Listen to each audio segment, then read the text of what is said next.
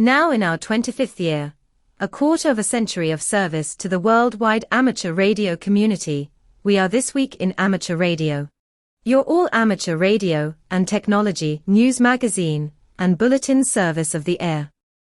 This is edition number 1341, with a release and air date of Saturday, November 9th, 2024. Please take the program to your air following the cue tone.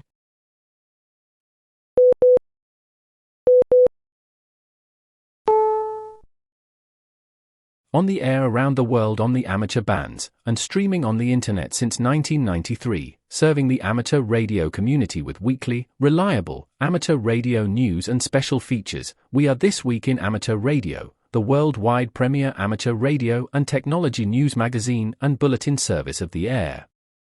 Here are the stories for release around the earth as we come to air with edition number 1341 of This Week in Amateur Radio.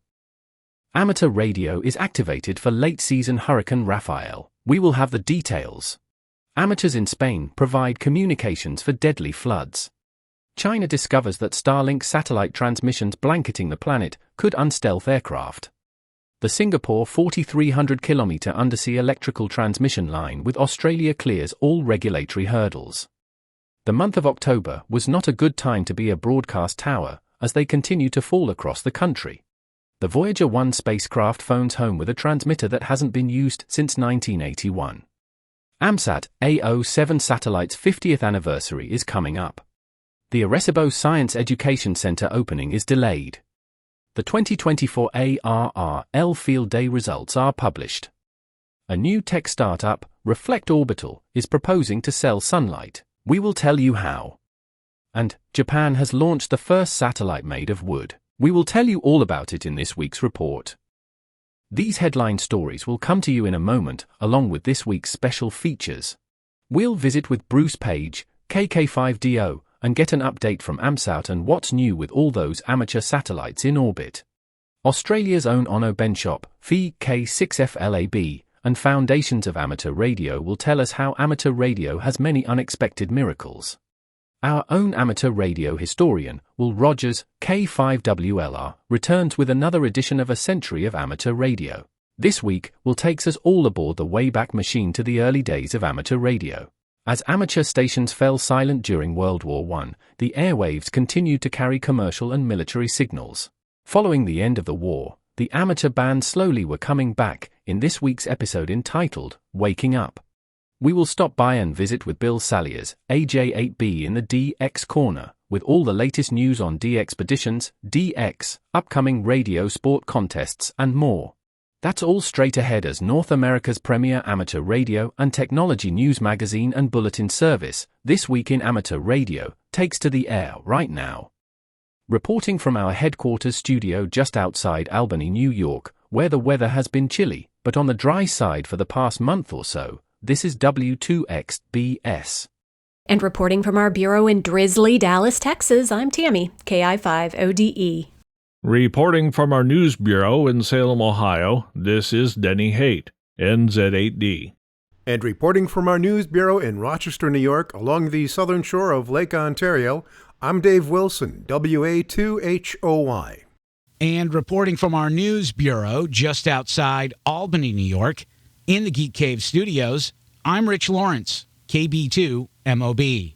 And reporting from our Troy, New York News Bureau, where it's back to cold before the snow, I'm Eric, KD2RJX.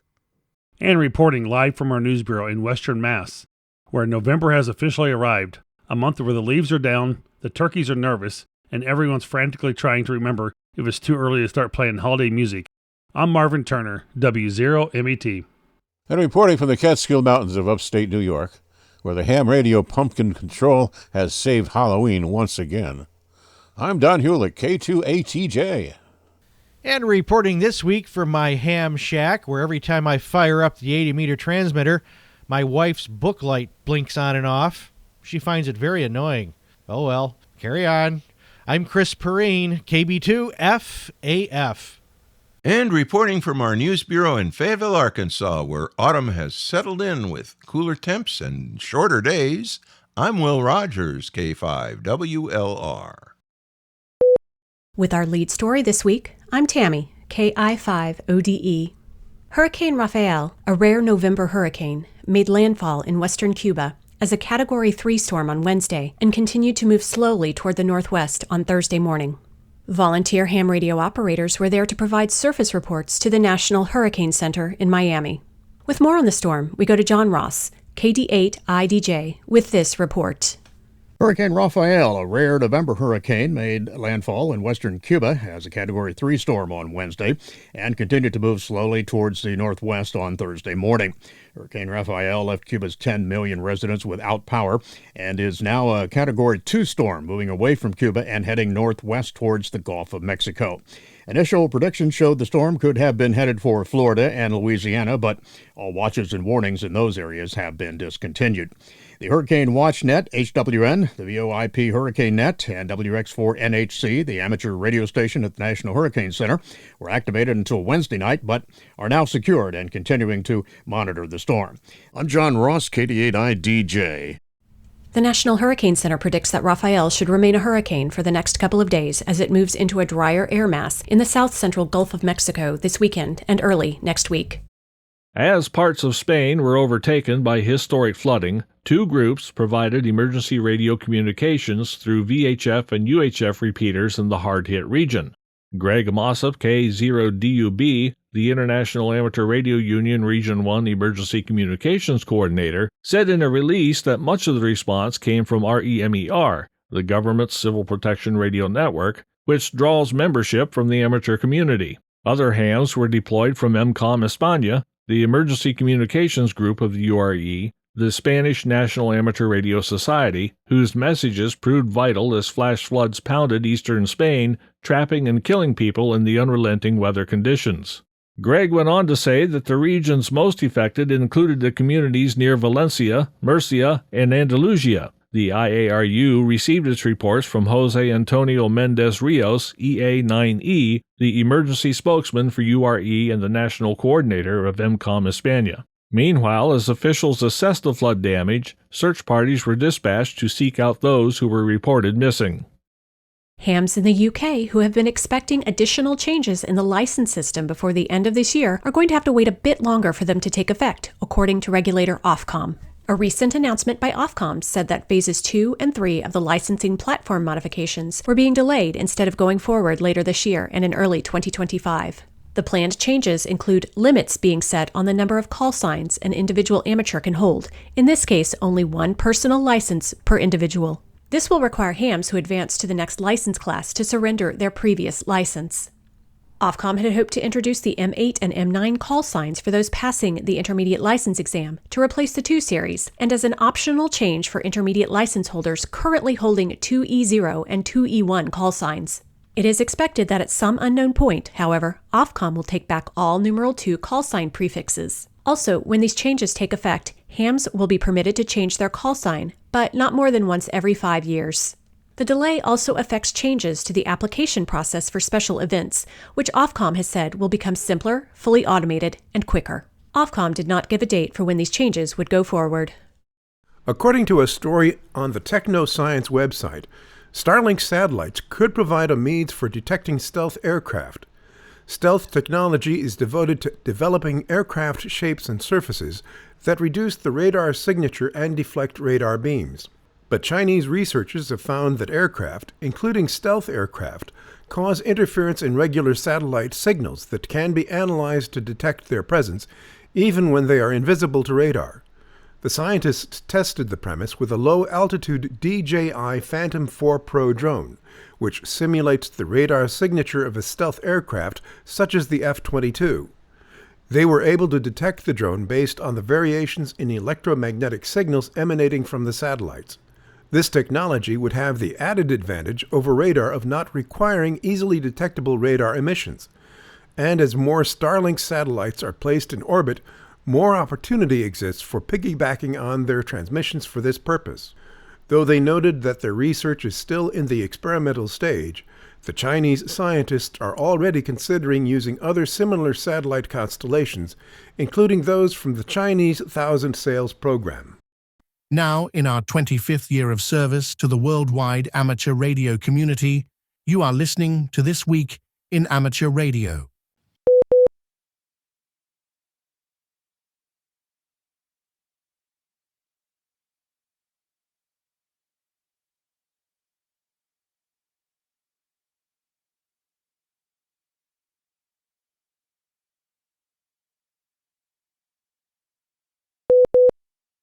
The 2025 ARRL Foundation Scholarship Program will begin accepting applications on October 30th, 2024.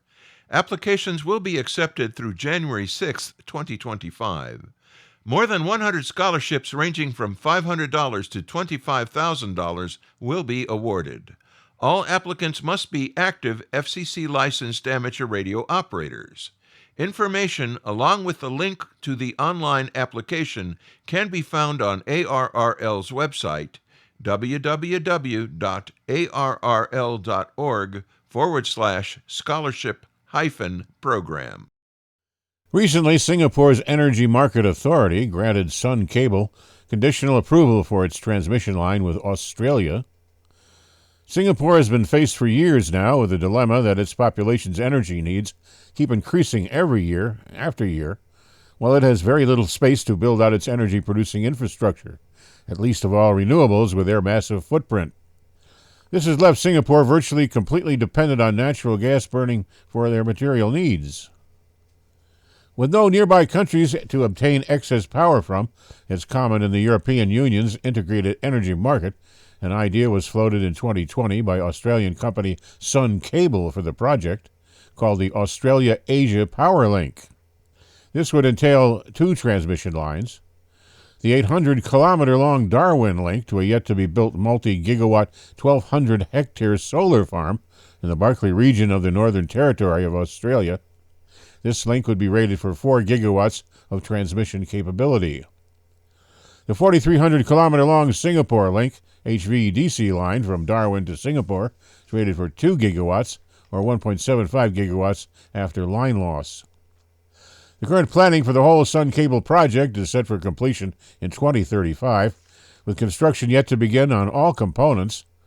While there are still many uncertainties to be resolved, the 1.75 gigawatts that would be provided 24/7 to Singapore would have to be backed up by significant grid-level storage on both sides, which is not an easy problem to solve. If completed, it would be the world's longest electricity transmission line. It seems that broadcast radio towers are falling with increasing frequency of late.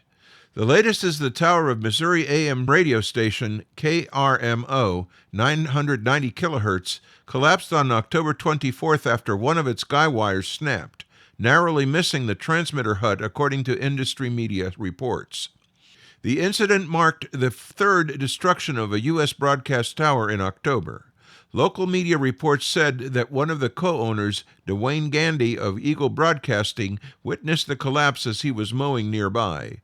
The tower was 75 years old and maintenance work had recently been performed. While the owners made plans to restore a tower to the site, the station is transmitting via sharing access on the KSWM AM 940 kHz tower in Aurora, Missouri. The collapse is the latest in a string of incidents leading to the destruction of broadcast towers in the USA. A helicopter crash near downtown Houston on October 20th resulted in 4 fatalities and caused the collapse of a tower broadcasting 2 Televisa Univision stations. They were struck off air while the private touring helicopter made contact with the structure. Also recently, a hot air balloon participating in the Albuquerque International Balloon Fiesta collided with and destroyed the 650-foot AM radio tower of KKOB-AM on October 11th. The station was knocked off the air. The 3 passengers aboard the balloon were reported safe after that incident. The Bernalillo County Sheriff's Office reported that the balloon carrying 3 passengers landed safely in a nearby field. Following recent communication issues, NASA's Voyager 1 spacecraft resorted to using a backup radio transmitter that has been inactive since 1981. The Interstellar Explorer experienced a brief pause in communications after putting itself in a protective state to conserve power. This was triggered by a command sent on October 16th from NASA's Deep Space Network, a global array of giant radio antennas, instructing the spacecraft to turn on one of its heaters. The mission's flight team first realized there was an issue with Voyager 1 on October 18th, when the spacecraft failed to respond to that command. The team later discovered that the spacecraft had turned off its primary X-band radio transmitter and instead switched over to its secondary S-band radio transmitter, which uses less power, according to a statement from NASA. The transmitter shutoff seems to have been prompted by the spacecraft's fault protection system, which autonomously responds to onboard issues, NASA officials said in the statement. The team is now working to gather information that will help them figure out what happened and return Voyager 1 to normal operations. Voyager 1's fault protection system can be triggered for a number of reasons, such as if the spacecraft overdraws its power supply. If that happens, the spacecraft will turn off all non-essential systems to conserve power and remain in flight. After sending instructions to Voyager 1 on October 16th, the team expected to receive data back from the spacecraft within a couple of days. It normally takes about 23 hours for a command to travel more than 24 billion kilometers to reach the spacecraft in interstellar space, and then another 23 hours for the flight team on Earth to receive a signal back. However, on October 18th, the team was unable to detect Voyager 1's signal on the X-band frequency that the Deep Space Network antennas were listening for. X-band operates between 8 and 12 gigahertz. This was because, to use less power, the spacecraft's fault protection system lowered the rate at which its radio transmitter was sending back data. The flight team was able to locate a signal later that day, but then on October 19th, communication with Voyager 1 stopped entirely when its X-band transmitter was turned off. The spacecraft's fault protection system is believed to have been triggered twice more, ultimately causing it to switch to the S-band radio transmitter, which operates at 2 and 4 gigahertz, which prior to that date hadn't been used since 1981. Given the spacecraft is located much farther away in interstellar space today than it was 43 years ago, the flight team was not sure a signal on the S-band frequency could be detected, especially because it transmits a significantly fainter signal while using less power. The flight team was not certain the S-band could be detected at Earth due to the spacecraft's distance, but engineers with a Deep Space Network were able to find it. The old S-band transmitter has turned in a reliable performance since October 24th, even from the distance of more than 24 billion kilometers from Earth, and will remain in use while the team continues its troubleshooting. However, the team didn't want to risk sending another signal to the X-band transmitter and triggering the fault protection system again. So instead, a command was sent to the S-band transmitter on October 22nd. 2 days later, on October 24th, the team was finally able to reconnect with Voyager 1. Now the team will investigate what may have triggered the spacecraft's fault protection system in the first place, given Voyager 1 should have had ample power to operate the heater. However, it may be weeks before operators identify the underlying issue, according to the statement.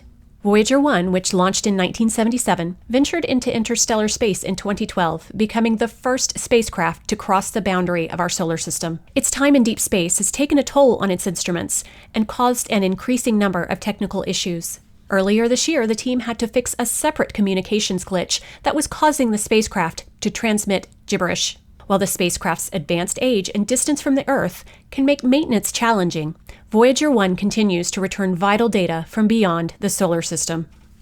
A science education center at the site of the former Arecibo radio telescope is delaying its much-awaited opening to the public. Following a pilot program held this summer that opened its doors to students and educators by invitation only, the Scientific Education and Research Center at the site of the former Arecibo Observatory has had its opening delayed until the new year. The National Science Foundation facility in Puerto Rico is known as the Arecibo Center for Culturally Relevant and Inclusive Science Education, Computational Skills, and Community Engagement, or NCF Arecibo C3.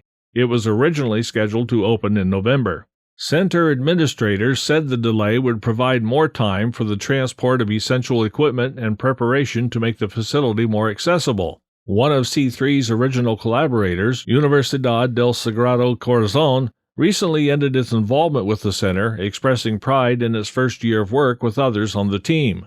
The university's provost and vice president for academic affairs said in a statement, "These partnerships and structures have now been successfully initiated, and the remaining institutions involved in the project will continue this important work." The National Science Foundation announcement said the delayed opening to the public will also allow adjustments in C3's organizational structure. Opening day is expected to coincide with the National Science Foundation's 75th anniversary.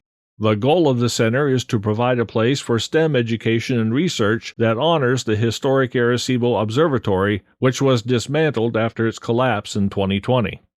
You're listening to North America's premier amateur radio and technology news magazine of the air. We are This Week in Amateur Radio, distributed worldwide at twiar.net.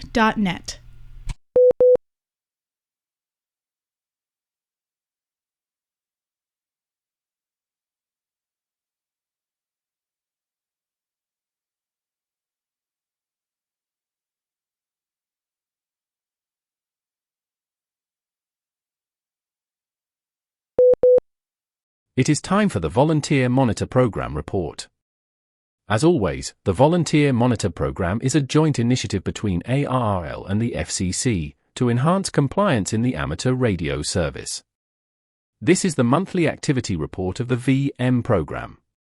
Technician class licensees in Indiana, South Carolina, and Mississippi received advisory notices regarding FT8 operation on 40 meters. Technicians have only CW privileges on 40 meters.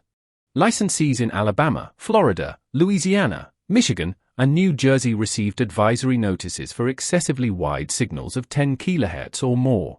Commission Rule Part 97.307 Subpart A provides that no amateur shall occupy more bandwidth than necessary for the information rate and emission type being transmitted, in accordance with good amateur practice. A licensee in Florida received an advisory notice for deliberate interference to a DX station and to operators trying to work the DX station on 14.252 MHz. Such operation is in violation of Section 97.101 Subpart B of Commission Rules. The operator was cautioned that FCC fines for such operation normally start at $7,000. There was one general volunteer monitor alert. There were 2 FCC referrals regarding apparent experimental high-speed stock trading signals on amateur frequencies. The program administrator presented a program by video conference to the Wisconsin DX Club and participated in one FCC meeting. The totals for monitoring in this report were 1,475 hours on HF frequencies and 2,455 hours on VHF frequencies and above, for a total of 3,930. We thank Volunteer Monitor Program Administrator Riley Hollingsworth, K4ZDH, for this report. Instead of being constrained by the physical reality that limits the sun to its daily cycle, imagine a future where the sun can be turned on and off like a flashlight. This is the future that Reflect Orbital imagines is possible. The startup is developing satellites that would deploy large mirrors to precisely reflect sunlight onto specific points on the ground. Rings of satellites and the sun-synchronous orbit would follow the terminator, or the line that separates night and day, providing additional sunlight before dawn and after dusk. According to Reflect's 2 co-founders, CEO Ben Nowak and CTO Tristan Semilak, this extra sunlight could increase the amount of solar power delivered to the electricity grid. Instead of building more solar farms, the pair thinks we can simply increase the amount of power generated at the ones that already exist. The pair say they are still playing with the final configuration for its production-scale vehicles, like the exact size of the reflective array or the final number of satellites that will make up the constellation. But they are starting small, and the first orbital mission will fly a subscale prototype with a reflector that's 10 by 10 meters. Many of the debunking videos cite the 10 by 10 figure, which is too small to reflect an economically meaningful amount of sunlight on the ground. A news article from earlier this year also said that the constellation will be just 57 satellites. But Semilak said these figures are inaccurate. 57 satellites ringing Earth will guarantee a half hour of service twice per day, once in the morning and once in the evening, the minimum to achieve the plans to extend the day. The pair also say that the 10 by 10 meters is just a starting point. Full-scale production vehicles will deploy arrays that are much larger, around 50 by 50 meters or bigger, with the planned constellation growing to thousands to tens of thousands of satellites. The 10 by 10 is our demonstration that will be brighter than a full moon, roughly 400 times less bright than the sun at noon, Nowak explained over email. Our production service is targeting 1/5 noon sunlight brightness and will use hundreds or thousands of larger vehicles focused at one spot. A 50 by 50 satellite is actually on the small end. But even given these additional details, the satellites would still need to be capable of maintaining highly precise control over their mirrors on orbit, and do this across many thousands of satellites. It will be a huge challenge. A draft report about the 2020 collapse that led to the dismantling of the Arecibo Observatory's 305-meter telescope has pinpointed what is believed to be the root cause. A pre-publication document from the National Academies made available to the public online said that investigators found unprecedented and accelerated long-term zinc creep-induced failure. In other words, the failure occurred in the radio telescope's cable sockets, vital components that were designed to support the 900-ton platform that was above the dish. The data analysis was conducted by the University of Central Florida and the National Science Foundation. The telescope's construction occurred between 1960 and 1963. Investigators believe that the sequence of events leading to the collapse may have begun with Hurricane Maria, which hit the telescope as a Category 4 in 2017. The report noted that inspections before the storm found the zinc leading edge to be intact, but in late 2018 and early 2019, cable slippage was detected. It is time for this week's edition of AMSAT Satellite Shorts from all over. And we begin this week with scientists wondering if orbital debris has gone out of control. In 1978, NASA scientists Donald J. Kessler and Burton G. Corpalais proposed a scenario where the density of objects in low Earth orbit would be high enough that collisions between objects would cause a cascade effect. In short, these collisions would create debris that would result in more collisions, more debris, and so on. This came to be known as the Kessler syndrome, something astronomers, scientists, and space environmentalists have feared for many decades. In recent years, and with the development of more satellites than ever, the warning signs have become undeniable. Currently, there's an estimated 13,000 metric tons of space junk in low Earth orbit. With the breakup of another satellite in orbit recently, the Intelsat 33 satellite, that situation will only get worse. And our final story is from NASA, who explains that in a few years, as part of the Artemis program, NASA will begin the creation of permanent infrastructure that will allow for regular missions to the surface, perhaps once a year, and a sustained program of lunar exploration and development. In a recent NASA-supported study, a team of researchers at the University of Illinois Urbana-Champaign investigated a new method of sending spacecraft to the moon.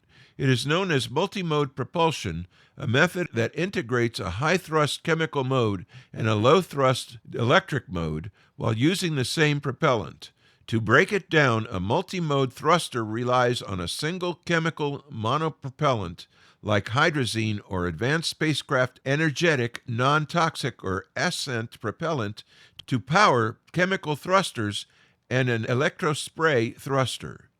The latter element relies on a process known as electrospray ionization, where charged liquid droplets are produced and accelerated by a static electric field.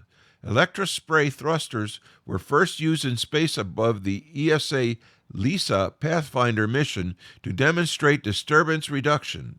By developing a system that can switch as needed, satellites will be able to perform propulsive maneuvers using less propellant, thus requiring fewer fuel transfers. The latest version of FreeDV includes a new digital voice-over HF mode titled Radio Audio Encoder, or RAID.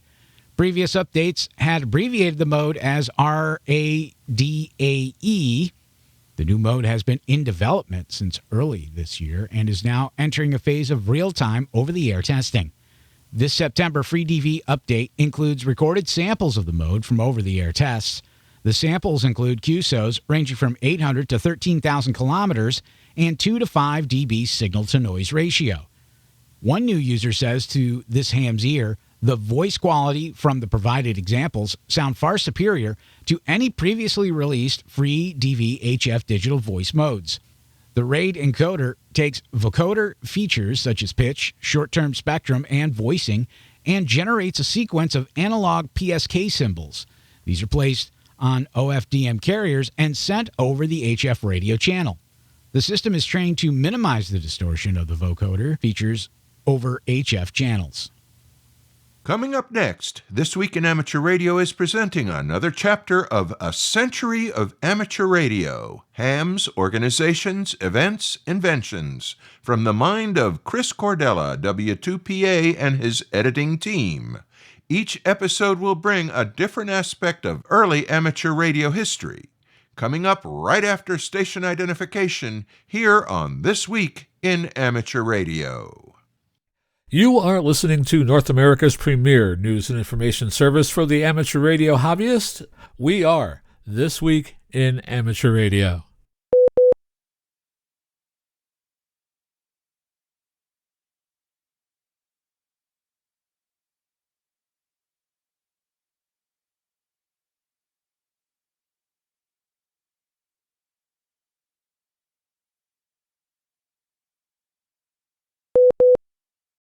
Welcome to the 20th segment of Ham Radio History, A Century of Amateur Radio, Hams, Organizations, Events, Inventions. I'm Will Rogers, K5WLR. Many thanks go to Chris Cadella, W2PA, for permitting us to use his website in the preparation of these programs. Now, here comes the next chapter of ham radio history. Waking Up. As amateur stations fell silent, the airways continued to carry commercial and military signals, many from the fingertips of former radio amateurs. But despite their contributions, there were some in government who still sought to limit or eliminate the use of wireless by private individuals. As the battles ceased in Europe, amateur radio came under reviewed attack at home. Bills introduced in both houses of Congress shortly after the armistice sought to turn control of all use of radio over to the Secretary of the Navy, who with others had been trying to restructure radio law along these lines for some time. The previous spring, Maxim had personally appealed to the sponsors of one bill, successfully obtaining an exemption for amateur radio stations.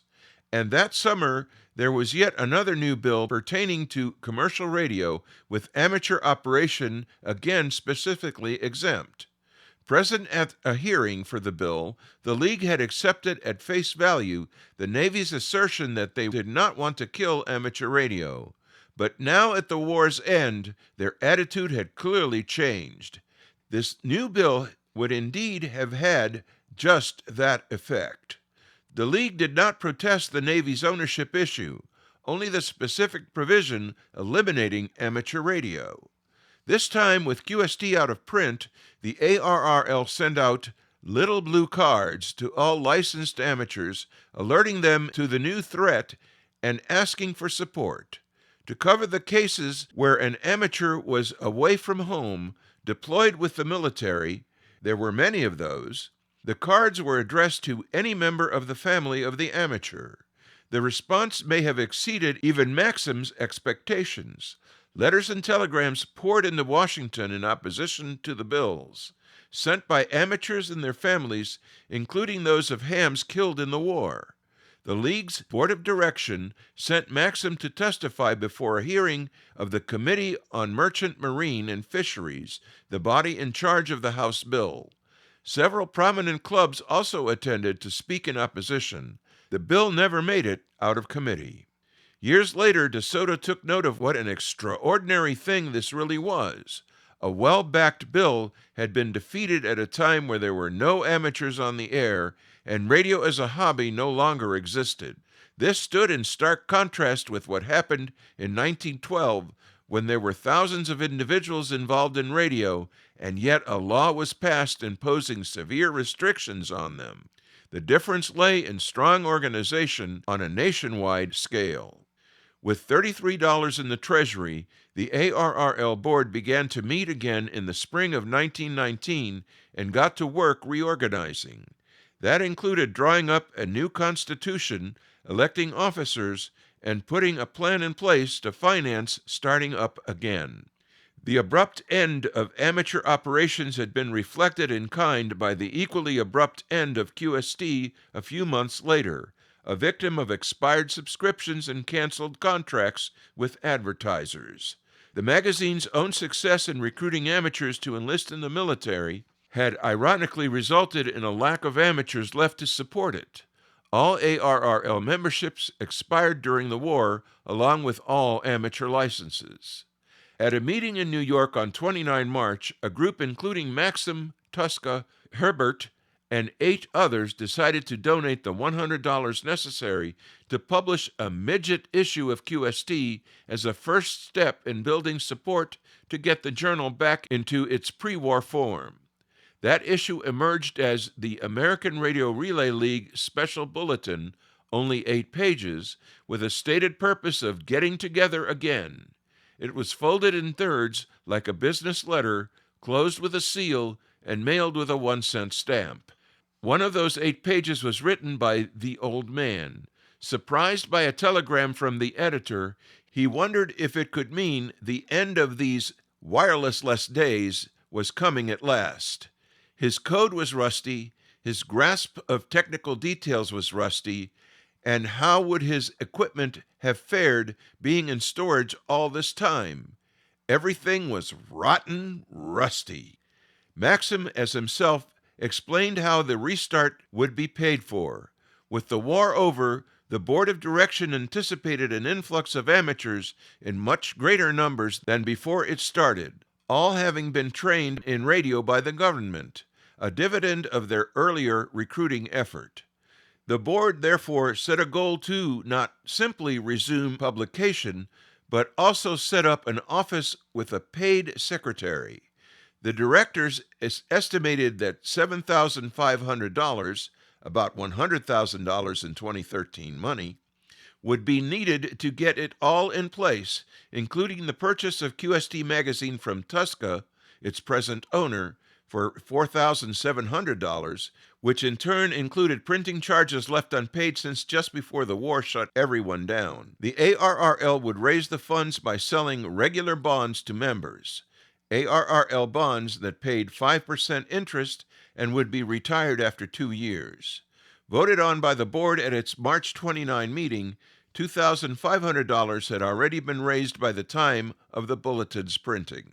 On Saturday, 12 April, to the delight of amateurs, the Navy unexpectedly announced the lifting of the ban on receiving, effective 15 April. ARRL HQ was immediately flooded with telegrams. The editors noted that the news caused an electrical impulse to instantly pervade the entire country. It was like the news of the armistice. It seemed to fill the breasts of thousands of us with a wireless enthusiasm that had not been experienced for many a long day. Spring had sprung, and the wireless bugs were coming out of hibernation. QST officially returned in June. Billed as the reopening number, it still had no cover. In its main headline, Maxim announced that the ban on receiving had been lifted and that the Navy indicated that transmitting would be allowed as soon as the President declared the end of the Great World War. The ARRL extended the hand of good fellowship to all amateurs, members or not. New editor and general manager Kenneth Warner wrote the editorial that month and added his own plea for restart funding.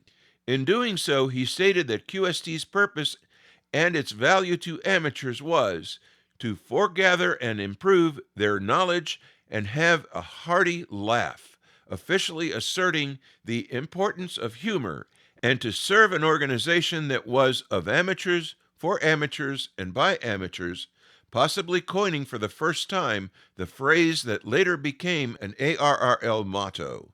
Then this. Somehow or other, we wireless bugs seem to have a better fraternal spirit and a more highly developed sense of humor than other mortals, as our ARRL history has shown in the past. Let us keep it up, and let every fellow who has anything to loan from $1 up come across with it and help the game along. The old man obviously was in agreement. In the same issue, he described the frantic rush to set up equipment again, largely starting from scratch, causing a shortage of supplies such as wire and soldering materials. He wrote about the trials of new antennas, masts, and ground systems, finding the whole process pretty rotten as usual. A quick break for identification purposes. You're listening to This Week in Amateur Radio. I'm Will Rogers, K5WLR.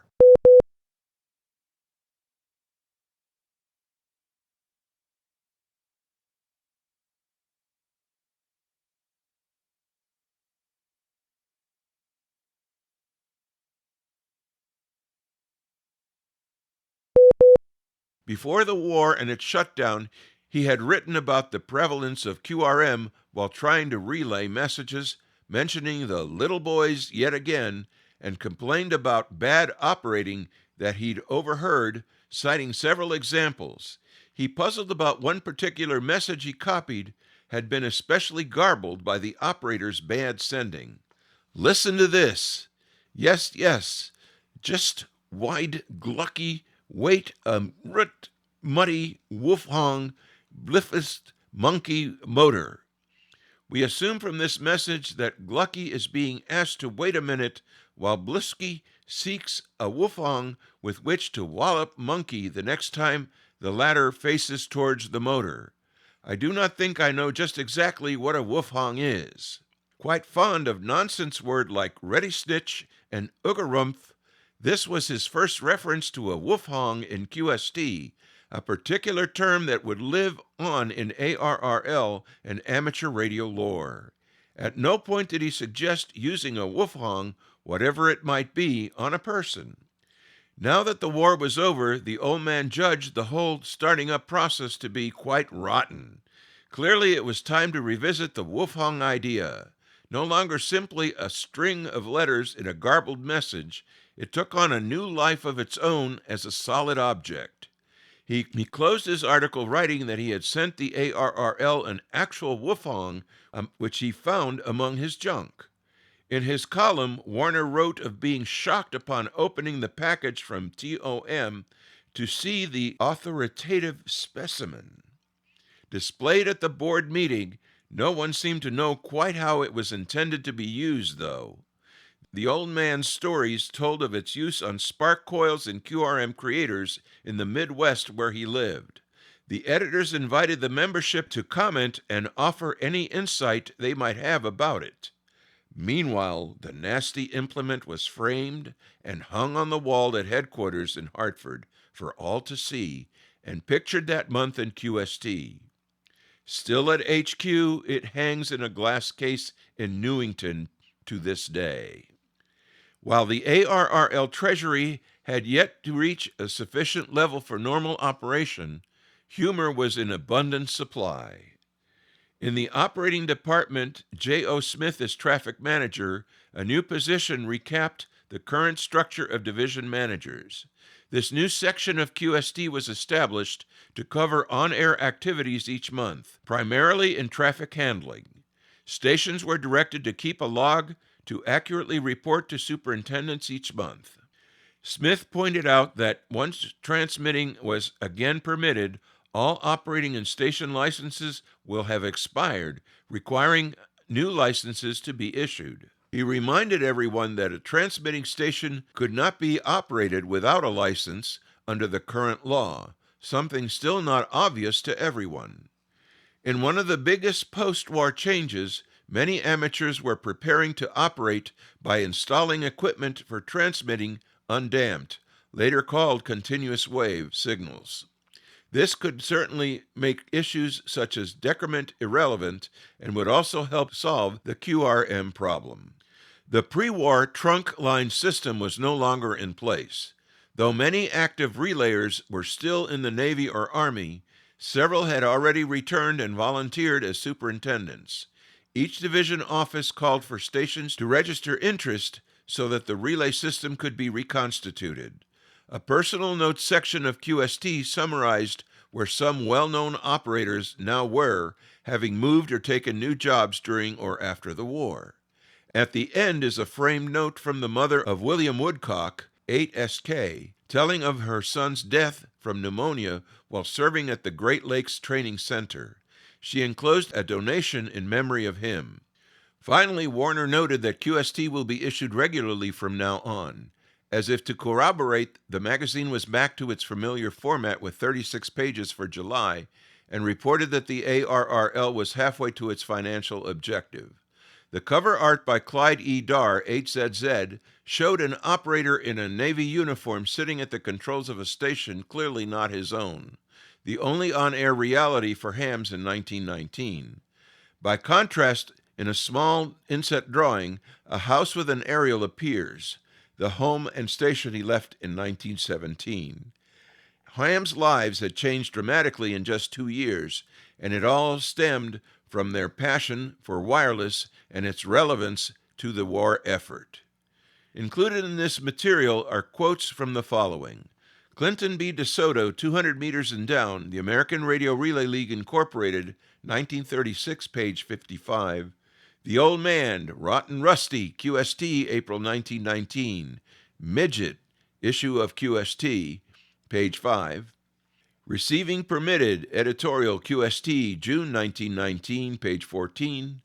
ARRL Loan, editorial QST, June 1919, page 13. The Old Man, Rotten Starting, QST, June 1919, page 8. The Old Man, Rotten QRM, QST, January 1917, page 8. J.O. Smith, The Operating Department, QST, June 1919, page 17. Personal Notes on Staff, QST, June 1919, page 22. In memory of William D. Woodcock, X8SK, Silent Key, QST, June 1919, page 25. With thanks to Chris Cadella, W2PA, for the use of his website's materials, Ham Radio History, A Century of Amateur Radio, Ham's Organizations, Events, Inventions, I'm Will Rogers, K5WLR, reporting for This Week in Amateur Radio. Foundations of Amateur Radio. Over the past weeks, actually probably more accurately years, I've been carrying around an idea. It's been bubbling away, and I've been trying very hard to make it solidify into something that I could explain and then hopefully attack. Today I woke up with a hunger to do some radio, and ultimately tell you about it. To get to a point where my aha moment emerged, I need to provide some history. Traditional radio activities involve variations on a radio plugged into an antenna, with the operator talking into a microphone or torturing a Morse key. If you want to operate digital modes, you essentially have two choices. You can use a rare radio with inbuilt digital modes, or, more commonly, connect a computer to the radio via an audio interface, which essentially replaces the operator with a computer. This implies that the radio is physically connected to the computer and in the same room. What if you don't want either? There's another aspect to this. Modern SDRs, or software-defined radios, tend to use the network to get information from the antenna to the user. The network can transport the radio signal, but also control signals to change things like frequency and mode, and if the radio supports it, bands, antennas, and other fun stuff like filters. There are ways to control a traditional radio across the network with so-called CAT commands, or computer-assisted tuning. The same technology can be used to connect a logging tool so it knows what frequency and mode to log when you make a contact. What CAT control lacks is audio. Said differently, although some solutions exist to send Morse code, you cannot use CAT to listen to the radio, or speak into a microphone. This isn't an issue if the radio and you are in the same room, but if they're not, then things get tricky. And as a final piece of background information, a traditional radio is based around audio. That is, the information going between you and the radio, or a computer and the radio, is limited to audio. This represents about 4 kHz of signal. In other words, if you're tuned to 28.500 MHz, then a traditional radio can hear the radio signal between 28.500 and 28.504 MHz, sufficient for a single audio signal, But even a simple digital radio, a $50 RTL SDR, using a USB cable, can handle 2.4 MHz, plenty to cover all of the 10-meter band between 28.0 and 29.7 MHz with room to spare. I've been looking for something, anything, that brings these two vastly different worlds together for a number of reasons. I've spoken previously about some of these. For example, I do not want to physically connect my traditional radio, a Yaesu FT857D, to my computer, because I do not want to have the potential of stray RF coming into my computer. I'd also love to be able to run the same decoding and control tools for various radios. The Pluto SDR, several RTL SDR dongles, my 857, and other radios as they come into my shack from time to time. Then there's the signal processing side of things. I'd love to be able to learn how to decode Morse and eventually other modes using a computer. I also want to be able to use a voice keyer during a contest, so the whole house doesn't ring from the sound of me calling CQ Contest or CQDX for hours on end. I've been making inroads into this. I managed to get Rig Control D to work across the network using Docker containers at both ends. I attempted to get audio working, but that has so far been a dismal failure, despite assistance on several fronts. This morning, I stumbled on the idea of using GNU radio for both. I even came across some examples where two so-called flow graphs can talk to each other across the network. Now, at this point, you're either going to be nodding your head or you're going to be asking yourself what gibberish I just spouted. If you're already nodding your head, stand by. If not, GNU Radio is a software toolkit that provides signal processing blocks that you can link together to create simple or sophisticated systems to manipulate signals, like those that come from radios, or radio telescopes, or mobile phone base stations, radar, ADS-B, or whatever else you can imagine. It's widely used in academia, government, industry, research, and of course by us, hobbyists. A collection of blocks and links is called a flow graph, and in essence it's a program, or if you like an app, that you can run. It comes with a ton of examples and tutorials, including one where one flow graph can manipulate another, either on the same computer or somewhere on the internet. What this means is that you could build a flow graph that can talk to a Yaesu FT857D and one that can talk to a Pluto SDR or an RTL SDR or any other radio, and use that to talk to a flow graph that understands how to deal with audio, CAT, and anything else you might want to. It means that for the first time in years, I can at least imagine a unified world where my 857 isn't a boat anchor when compared to my Pluto SDR. Of course, they don't have the same functionality, but at least I can handle their signals in the same way. Unlike the path I was previously on, where I was attempting to cobble together several tools whilst attempting to avoid a headache from banging my head against the wall, today I can use one toolkit to build apps that run on pretty much anything with a CPU and see the fruits of my labour. I'm working on a proof of concept, and when I've got it to show and tell, I'll put it up on my GitHub page, cunningly named after me, Victor Kilo 6 Foxtrot Lima Alpha Bravo. A final observation. Amateur radio means different things to different people at different times. For me, today, it's about software and GNU radio. Tomorrow, it's just as likely to be about something else. What is possible depends entirely on your imagination, so get playing, either on air or online, whatever gets you smiling. And remember, the impossible happens immediately. Miracles take a little longer. I'm Ono, Victor Kilo 6 Foxtrot Lima Alpha Bravo. You are listening to North America's premier news and information service for the amateur radio hobbyist.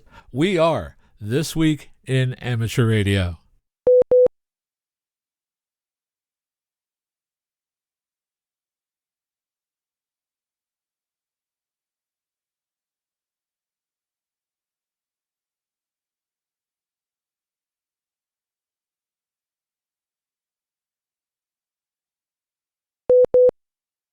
Hello and welcome to the DX Corner for your weekly dose of DX. I'm Bill, AJ8B. I received an email from Bill, KB8DF. Bill asks, you have passed along some techniques for breaking through a pileup, and it sounds like they mostly apply to CW. Is there a technique that I should pay attention to for single sideband? Well, that's a great question, Bill. What I had previously passed along works equally well for sideband or CW. However, there is one thing you might try for sideband only. Try alternating your phonetics. I have found that many times I will use Alpha Japan 8 Bravo, and that works just fine. However, there are times when a harder sound will work, something like Alpha Japan 8 Baker. Give that a try and let me know what you find out. I hope that helps.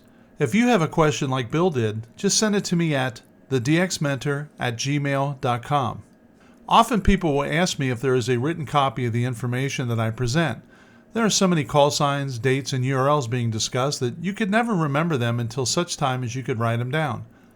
I use most of the same data that you hear in the DX Corner for the weekly DX column in the Ohio Section Journal.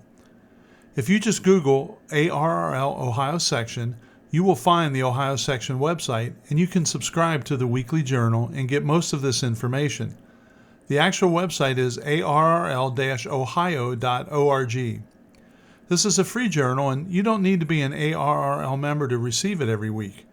You won't get the well-rounded information that you get from the This Week in Amateur Radio podcast, but you will get the majority of my DX information.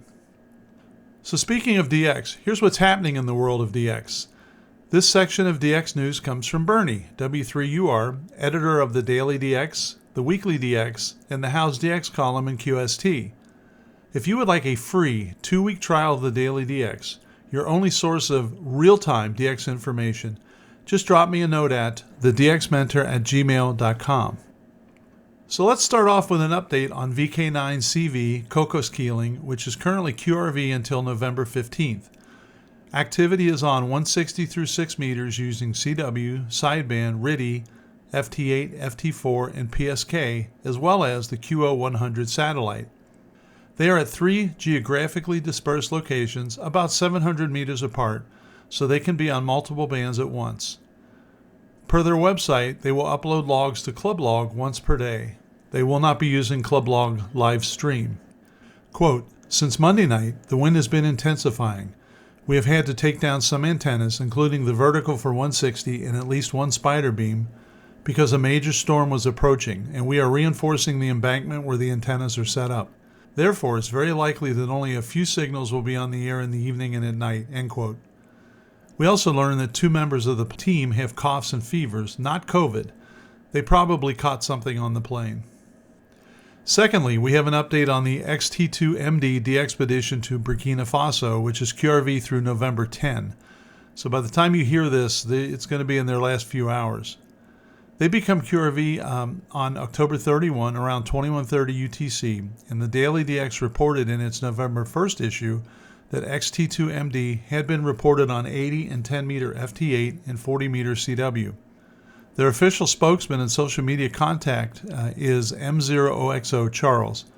Go to their QRZ.com webpage or their website for the latest information. And they're a really good group. They've been all over the bands, and I hope you get a chance to work them. If you are chasing islands on the air, IOTA, then this is for you. From November 8th to the 12th, IOTA NA066, San Nicolas Island, California, will be activated. Weather and military flight priorities permitting, WC6DX plans to be active from San Nicolas Island November 8th to the 12th. San Nicolas Island is 98 kilometers from the mainland, making it the most remote island in California. Will notes that, quote, while NA066 is relatively common, San Nicolas is arguably the rarest California island due to its status as a sensitive U.S. Navy facility, end quote. The only documented operation from San Nicolas Island was by 2 California radio amateurs operating as WZ6 SNI for Armed Forces Day in May of 1971, over 53 years ago. Will expects to be on 40 through 6 meter sideband, but may operate some CW. He will not use FT8 or any other digital modes. He plans to use guide buddy poles owing to the strong winds blowing across the island. QSL instructions will be on his QRZ page after the operation. That is, they are not yet posted.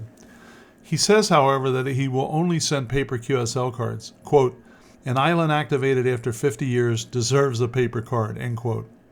Those who attend the IOTA dinner at the International DX Convention in Visalia, California in April of 2025 will hear the full story and see exclusive photos from this operation. Starting in late November and lasting to mid-December, VU-4A, Andaman and Nicobar Islands will be activated. Our friend Krish, W4VKU, is heading back to the Andaman Islands later this month, lasting until mid-December.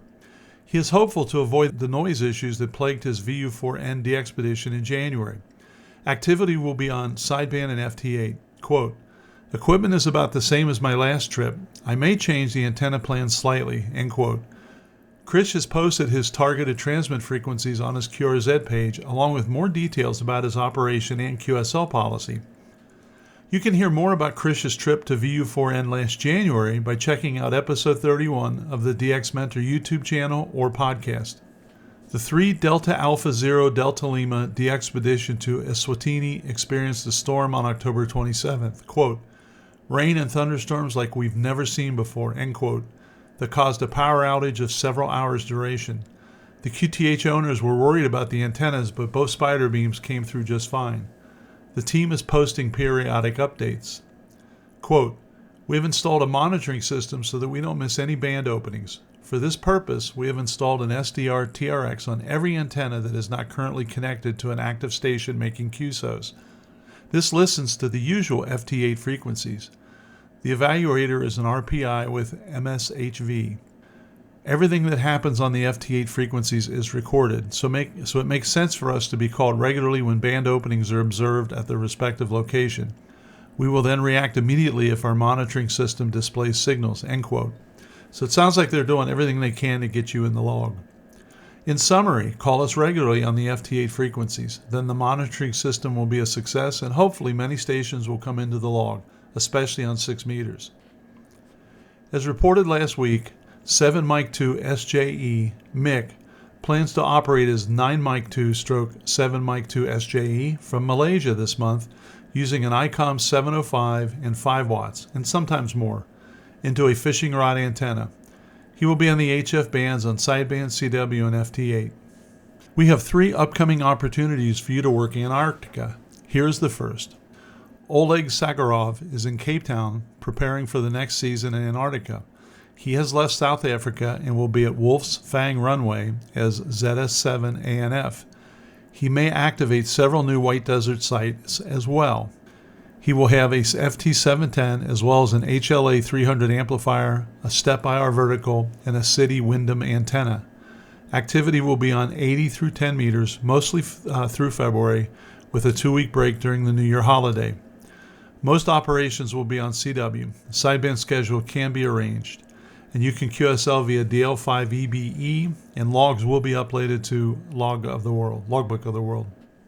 The second chance is from FT4YM David, who is also on his way to Antarctica, where he may be on the air at the beginning of this month, so potentially right now. Finally, the amateur radio population explosion on Antarctica continues as Danilo Kalino is headed down to the White Continent as IZ1KHO/IA0. So look for those 3 guys. They're not rare, but they're not common, so if you can hear them, try to work them. We will be back with more from our DX mentor, Bill Sawyer's AJ8B, after we take this quick pause for stations along the network to identify. You are listening to This Week in Amateur Radio.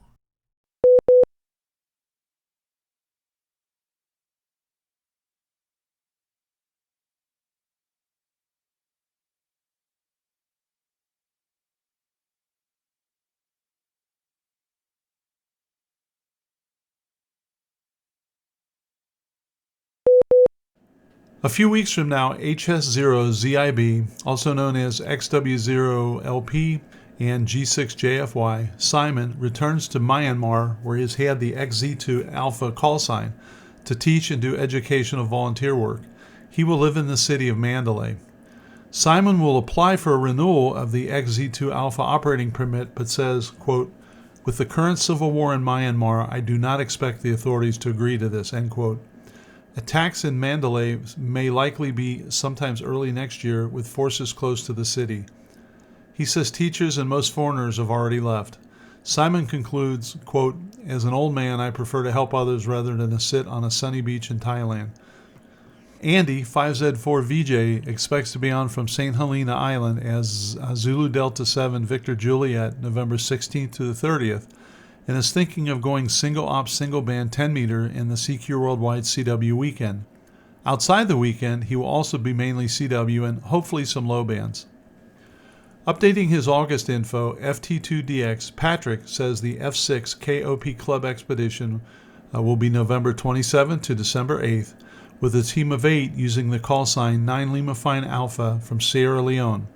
They plan 160 through 6 with 6 stations plus 1 satellite station, all running on generator power. He says they will emphasize what he calls the, quote, human modes, CW and sideband. The group has a cool logo which perhaps will be on their QSL, featuring a pygmy hippopotamus that Patrick says is found in only 4 African countries, including Sierra Leone. Well, that'll be cool. So now we have a contest update. I know that the ARRL contest sheet is read elsewhere in this podcast, and the contests that I mention are sometimes redundant. However, there are a few contests that I have found to be especially useful for DXers who are trying to fill band slots or to get entities in the log that may otherwise be difficult to get. Well, the one that you should be preparing for is the CQ Worldwide DX-CW contest at the end of the month, and I'm going to be putting as much of the 48 hours in as I can on that one. In preparation for the CQ Worldwide contest at the end of November, I thought I would share some CW help. Here's some information from the CW Ops organization website, who I've been a member of for a long time. I've taught in their CW Academy and been an active member, so they're a great organization. In late 2009, a small group of CW operators, rag chewers, contesters, and DXers began talking about founding a new club. As these operators were from all 3 ITU regions, they decided from the outset that this club, unlike many, would be an international club from day one. The CW Operators Club, or CW Ops, was launched in January of 2010. During those 3 years, the club grew from a handful to a few hundred to over 1,000 members in over 70 countries. CW Ops from the outset was meant to be inclusive. Whether your preference was using CW for rag chewing, contesting, or chasing DX, you would find kindred spirits among the club's members. At first, we established monthly on-the-air activities called CWTs, but today those CWTs are held weekly on Wednesday. There are 3 60-minute sessions each Wednesday at times that favor different geographic areas. By 2011, we also had crafted a worldwide CW contest with many novel features. It's called the CW Open. The goal has been to stimulate worldwide weekly CW activity and to conduct an annual contest that could be won on a single band using modest power and wire antennas with a time commitment of only 4 hours. These events are open to CW operators whether you're a member of CW Ops or not. We realized that there were a lot of hams who wanted to explore the joys of CW operating but felt overwhelmed. Some of them knew Morse but were only able to copy and send at low speeds. Others had not yet learned the code, but were intrigued by the code and sought ways to learn and practice it.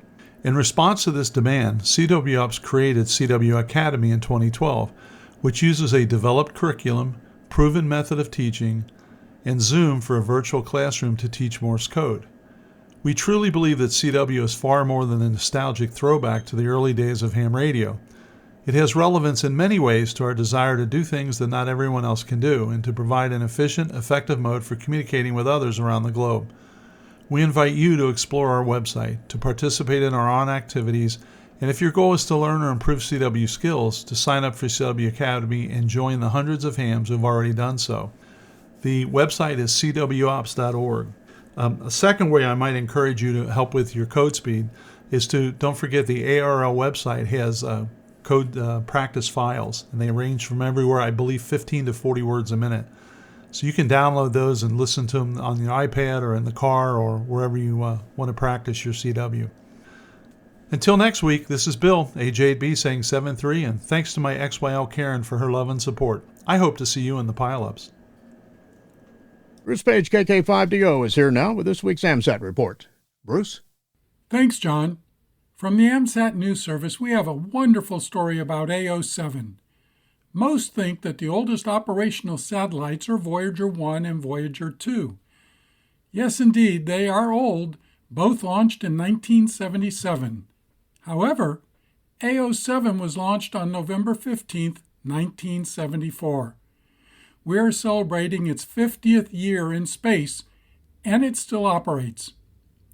We can say it did not live continuously, and what I mean by that is after about 6.5 years, the NICAP batteries at the time had failed. It was thought that the satellite had died. However, after some 21 years, something happened. An open circuit occurred in the batteries, allowing power from the solar panels to awaken the sleeping satellite. There it was in 2002, back to life and functioning. The first to hear the satellite wake up was Pat, G3IOR, in the UK. I may have been not far behind when I noticed during field day, which was a few days later, CW on an FM satellite, which should not have been there. The FM satellite had an uplink on the same frequency as AO7 telemetry. To our amazement, it was AO7. Since then, there have been many contacts made over AO7. The satellite is now starting to show more of its age, but still QSOs can be made. It almost never sends telemetry anymore. This is Bruce Page, KK5DO. Back to you, John. And thanks, Bruce, for that report. It is time for this week's propagation and solar weather report. Brought to us each week by our solar prognosticator Tad Cook, K7RA in Seattle, Washington. Solar activity increased this week. The average daily sunspot number went from 197.4 to 193.4. Looking at the predicted solar flux for the near term, it will be 265 on November 8th, 260 on November 9th, 250 on November 10th and 11th, 245 on November 12th and 13th, 240 on November 14th, and 165 on November 15th. Activity on 10 meters has been fantastic. There is no want of contacts using CW, SSB, or FT8. Radio operators can quickly fill up their logs with contacts made on this band. And don't forget 6 meters has been wide open of late. In radio sport this week, a lot of great contests. On November 9th, it's the FIST Saturday Sprint, that's CW. November 9th and 10th, the WAADX contest, RIDI, that's digital.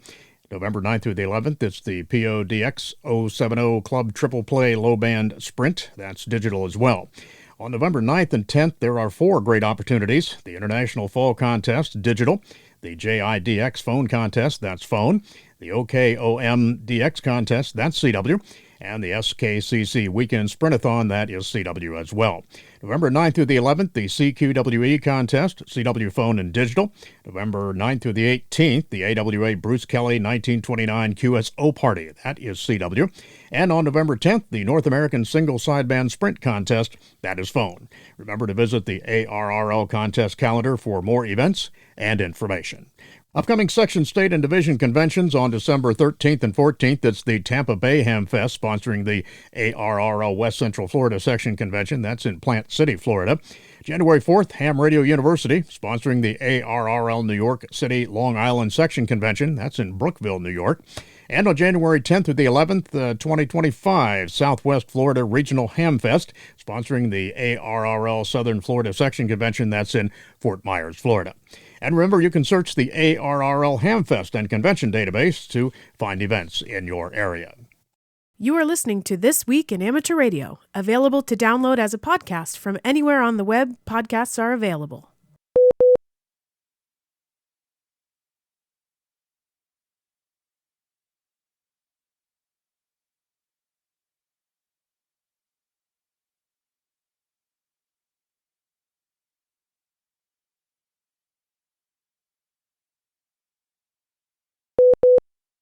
Results are published and the numbers are in, and they paint a picture of a very active 2024 ARRL Field Day. With all the details on this year's Field Day, we go to League headquarters, where John Ross, KD8IDJ, files this report.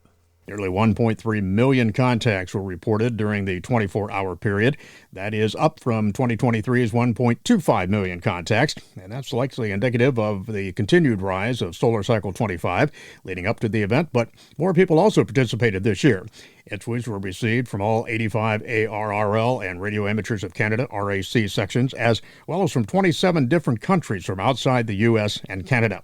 It is encouraging to see a rise in participation this year, said ARRL Contest Program Manager Paul Bork, N1SFE. ARRL Field Day is amateur radio's premier event, and the hams turned out for it. Field Day is whatever you make it. For some participants, it's a contest. For others, it's a social gathering and club activity. Other groups use Field Day to showcase what amateur radio is all about to the public. Some groups use Field Day as an opportunity to introduce youths to amateur radio. Class A, B, and C scores are included in the 2024 QST results article. The scores for Class D, E, and F stations and club aggregate scores are listed in the 2024 line scores on the web, as well as in the digital edition of QST. It's never too early to start making your plans, though, for 2025 ARRL Field Day. That will be held on June 28th and 29th. I'm John Ross, KD8IDJ. Results are available now at the ARRL Field Day website and in the December issue of QST. On Armed Forces Day, May 1971, 53 years ago, two amateur operators working as WZ-6SNI activated San Nicolas Island, IOTA NA-066 at 61 miles. San Nicolas is the most remote of the Channel Islands off the coast of Southern California and is owned by the U.S. Navy. Now, weather permitting, Will Costello, WC-6DX, has been authorized to be active from San Nicolas Island November 8th through the 12th, 2024. He is taking a Buddha hex antenna for 6 through 20 meters and a 100-watt transceiver. For our island chasers in Southern California, Arizona, and Southern Nevada who may not be able to hear because of skip, he will also take a Buddha pole antenna for 30 and 40 meters daytime use. Operations will be primarily SSB and CW if conditions deteriorate due to solar flares. QSL instructions will be on WC-6DX's QRZ.com page after the operation. A U.S. federal appeals court has expressed doubts over the Federal Communications Commission's authority to reinstate net neutrality rules. A three-judge panel of the Sixth Circuit Court in Cincinnati heard arguments from the telecom industry, which claims the FCC exceeded its powers by reintroducing the rules. Initially implemented under the Obama administration, net neutrality was later repealed by the Trump administration before being revived under President Joe Biden. Net neutrality regulations prevent Internet service providers from blocking or slowing access to websites and prohibit paid prioritization arrangements that favor some content over others.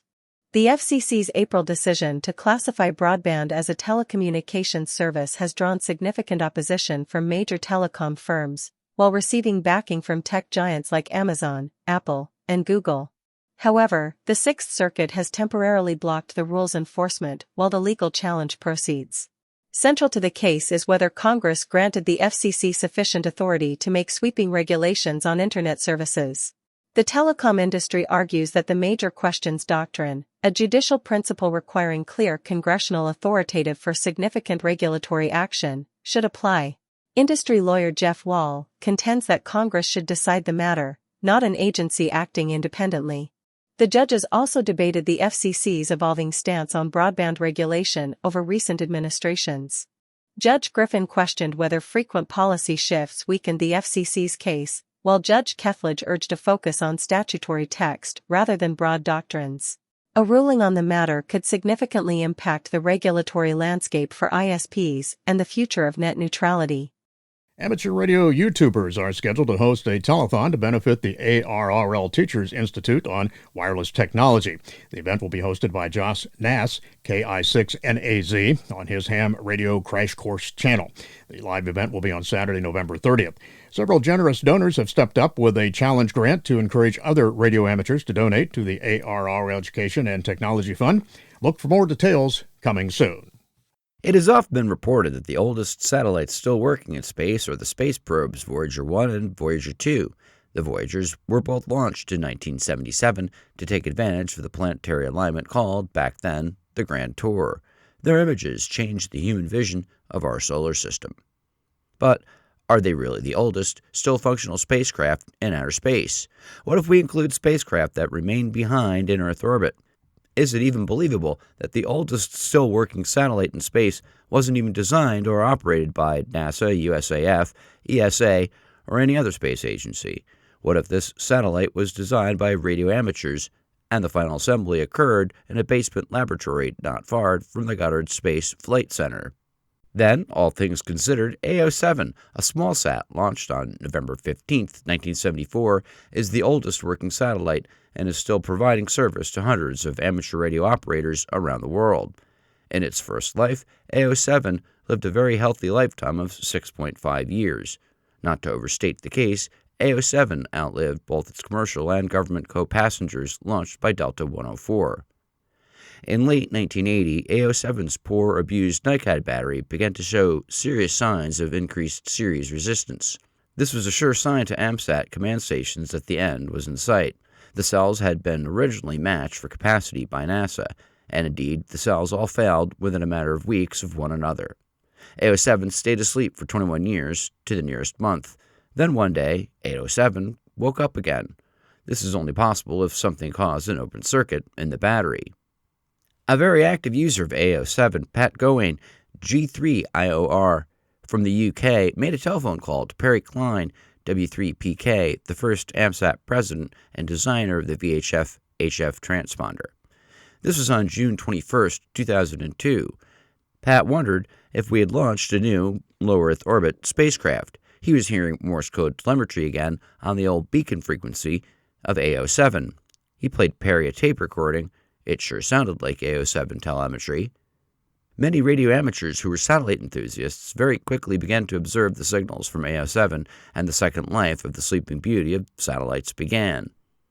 Over the next 3 weeks in November, AMSAT News Service will honor this historic achievement with a series of short articles highlighting the life of AMSAT Oscar 7. In the meantime, be sure to visit a special page on the AMSAT website where you will find a collection of AO7 articles. The 19th annual ARRL online auction, sponsored by RT Systems Incorporated, went off without a hitch from October 18th through the 24th, 2024. In addition to hundreds of views, the auction saw 329 individual bidders vying for equipment, vintage books, mystery junk boxes from the ARRL lab, and more. There were 206 items up for bid, and more than 1,430 bids were recorded, with 40 items finishing in overtime bidding. This year's ARRL online auction grossed more than $47,000.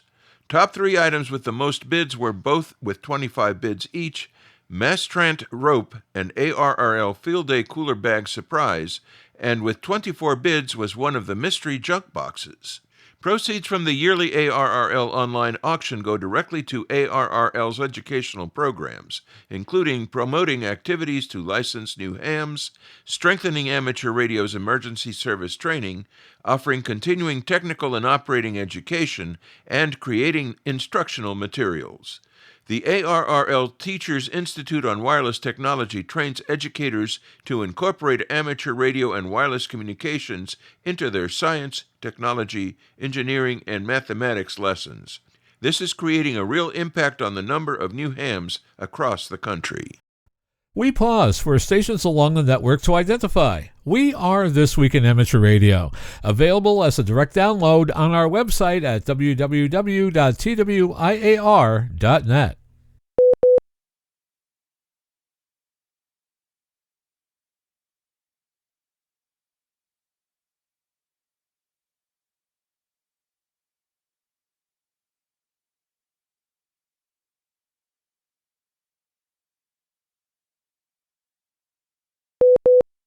A prominent educator in Israel has achieved international recognition for her work in using wireless signals to aid in prediction of extreme weather, such as flash floods. Haight Messer Yaron has been honored by the IEEE for her work in harnessing wireless signals to collect weather data to serve as reliable predictor of floods. She was inspired to assist meteorologists who had told her years ago that predictions are not always possible or consistent when using radar, satellites, and other tools. Working with a research team, she found a more reliable method using wireless communications. The process involves use of algorithms developed by her and her team and applied to data collected from communication networks. This technique, which was tested first in Israel, can predict flash floods by extracting the data from measurements in the differences between the amplitude of the signals transmitted and those received. She is hoping to apply it to communication networks globally. Her hope is that people would be alerted well in advance of the storm and could be evacuated from affected areas sooner. For her work, she has received the Medal for Environmental and Safety Technologies from the IEEE, where she is also a Life Fellow. In Alaska, an island community off the coast of the mainland has become a little bit less of an island now because of amateur radio. Members of the Petersburg Volunteer Fire Department have always been ready to respond from their fire hall if emergency strikes their island overlooking Frederick Sound. The hard work and generosity of one local ham has just made the fire hall a whole lot more ready.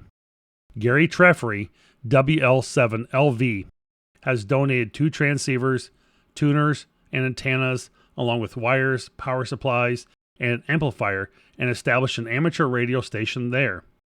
The goal isn't just an enhanced emergency response, but the creation of a new local ham radio club based at the fire hall. Communication is key in this part of the northernmost state of the U.S. Emergency Services Director Aaron Hankins told the local paper, The Pilot, "We are islands. There's no one that we can just drive down the road and get communication from, but we hope to have that added capability. There are already some resources locally. Alaskan hams are part of the Amateur Radio Emergency Service, or ARES. More than 100 hams also participate in the Alaskan Pacific Emergency Preparedness Net, or APNet, where Gary is a member. Aaron Hankins said he was hoping to see more hams get involved at the fire hall after the project is completed. He added, "I hope that we never have to use this contribution in emergency fashion, but we'll definitely be glad to have this capability if the need arises." Produced by amateurs for amateurs and originating from Albany, New York, you're listening to This Week in Amateur Radio. Nathaniel Frizzle, Ph.D., W2NAF, Associate Professor of Physics and Engineering at the University of Scranton, has been awarded a grant of $1.8 million by the National Science Foundation to further the efforts of AMSAT, a network of ham radio operators helping to measure weather effects among the Earth's ionosphere. According to Dr. Frizzle, the grants support the development of a network of 30 standardized receive stations capable of observing high-frequency Doppler shifts, HF Amateur Radio Weak Signal Propagation Reporter, or WHISPER, transmissions, very low-frequency transmissions, and natural radio emissions, and the geomagnetic field. The grant will also fund 10 WHISPER SON transmitters to serve as a source of GPS-stabilized HF beacon signals and will tie into the existing WHISPER network. AMSAT has recently organized the 2023 and 2024 Solar Eclipse QSO Party, allowing hams to contribute to scientific studies aimed at understanding how the ionosphere reacts to solar eclipses. Meanwhile, a Massachusetts ham and a North Dakota Amateur Radio Club have been declared top scorers for their participation in AMSAT's Solar Eclipse QSO Party this past April. Congratulations to Dennis Egan, W1UE, who claimed the highest score in the category of single op during AMSAT's Solar Eclipse QSO Party. He shares the glory with the Saris Valley Amateur Radio Club, K0AJW in North Dakota, which claimed the number 1 spot in the multi-op category. AMSAT, the Citizen Science Investigation Organization, made the announcement on its website on the 24th of October and thanked all radio amateurs who got on the air. Those QSOs helped generate data for space physics research about the eclipse's impact on the HF radio spectrum, and, of course, that makes science itself the biggest winner. With Dayton Hamvention 2025 set for the weekend of May 16th, the organizers are asking prospective attendees to ponder the question of what radio independence means to them. That is, in fact, the theme of the convention in Xenia, Ohio. In announcing the theme, the Hamvention team say in the course of history, radio has been heavily regulated and in some instances banned together. We are fortunate to enjoy these freedoms, and for us at Hamvention, we are proud of our radio independence. What does radio independence mean to you? Hopefully there will be many answers found in the workshops, seminars, and eyeball QSOs at the Greene County Fairgrounds. And finally this week, NASA has launched LignoSat, a wooden satellite built by Japanese researchers. It was successfully sent to the International Space Station on Tuesday, November 5th. We carried a report on its development in 2021 as a partnership between Kyoto University and a Japanese home building company, Sumitomo Forestry. It is expected to be released into orbit about 400 kilometers above Earth. Lignosat is an experiment using space-grade wood to build environmentally friendly satellites. Meanwhile, New Zealand has been busy with its WISA Woodsat, a 1-kilogram amateur radio satellite built in Finland.